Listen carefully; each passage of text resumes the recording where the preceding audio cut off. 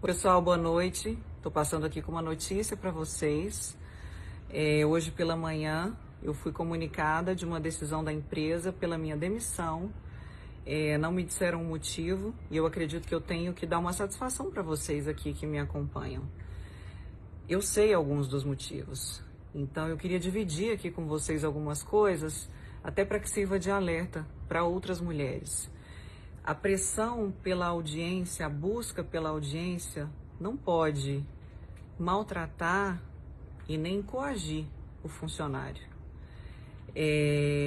Eu vivi várias situações de constrangimento em que deixaram claro para mim que queriam me transformar numa outra pessoa, numa pessoa que eu não sou.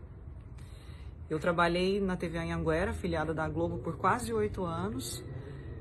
Me levaram para a Record com uma proposta de um projeto novo e eu fui muito feliz, e se encerrava e começava ali um novo ciclo. E de um tempo para cá eu comecei a viver umas situações difíceis de constrangimento. A última delas, e a mais grave, aconteceu no último dia 4. Me levaram para uma reunião, havia várias pessoas nessa reunião, foram apresentados números de audiência, mostraram que o nosso jornal perdeu audiência, a emissora de forma geral perdeu o público C, que é o público-alvo da Record, e ganhou o público AB, que é um público que migra muito. A Record quer recuperar essa audiência, esse público C. Só que eles não percebem, e o que eu tentei argumentar com eles lá foi isso, é que a culpa não é das pessoas, a culpa não é da Mariana, porque colocaram nessa reunião várias fotos das minhas redes sociais, com a presença de várias pessoas me constrangendo de uma forma absurda. Colocaram fotos minhas de biquíni, fotos minhas de viagem, dizendo que eu tinha que me transformar, que eu tinha que transformar o meu Instagram em outro, para falar a língua desse público, para chamar as pessoas que estavam muito bonitas, as fotos estavam muito bonitas. Eu tinha que ser outra. Eu cheguei a ouvir de uma gerente que é mulher, que eu tinha que talvez o meu jeito de andar não era o certo. Que ela achava que eu sensualizava um pouco na hora de falar. Eu sensualizar num jornal, gente. Eu não sensualizo nem aqui, no Instagram com vocês. Então as situações de constrangimento, preconceito, machismo foram inúmeras. Chegaram ao ponto de colocar uma rede social de uma jornalista de São Paulo, dizendo que eu teria que colocar o meu Instagram daquele jeito. E eu argumentei com eles. Eu falei, não é isso que fideliza o público. O público não vai assistir o jornal porque a Mariana está usando a calça feia ou bonita, justa ou larga. O que fideliza o público é ele ver a denúncia dele no ar, é ele ver a reclamação dele no ar, é um jornalismo imparcial. E a gente tinha que estar aqui discutindo conteúdo. Não era constrangendo uma pessoa, como fizeram comigo ali várias vezes, outras, como fizeram com uma outra colega lá da emissora, que é conhecida por ter um corpo bem chamativo. A coagiram também, ela teve que apagar do Instagram dela foto de maiô, de viagem, de coisas dela. Então isso não tá certo. Tudo que eu tô falando aqui pra vocês não é da minha cabeça, é verdade, eu tenho como provar.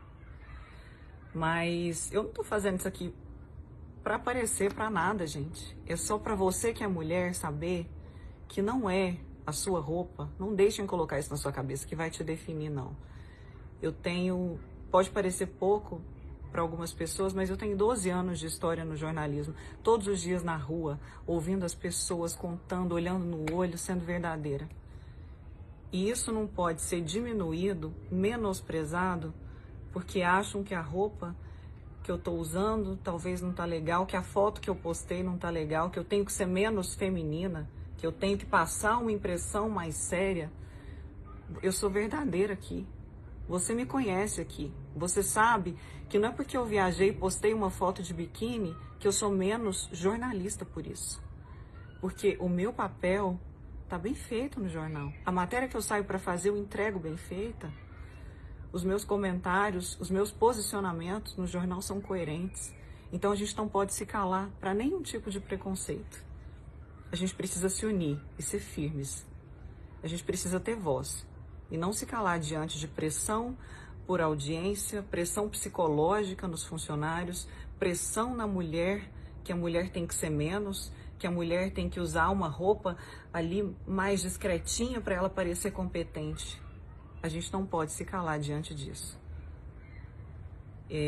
Eu agradeço muito todos vocês que me acompanharam aqui e eu quis deixar esse depoimento porque não tá certo, gente. No contrato que a gente assina não tem nada que diz que eles podem gerir as nossas redes sociais, porque é a minha vida, é a minha individualidade.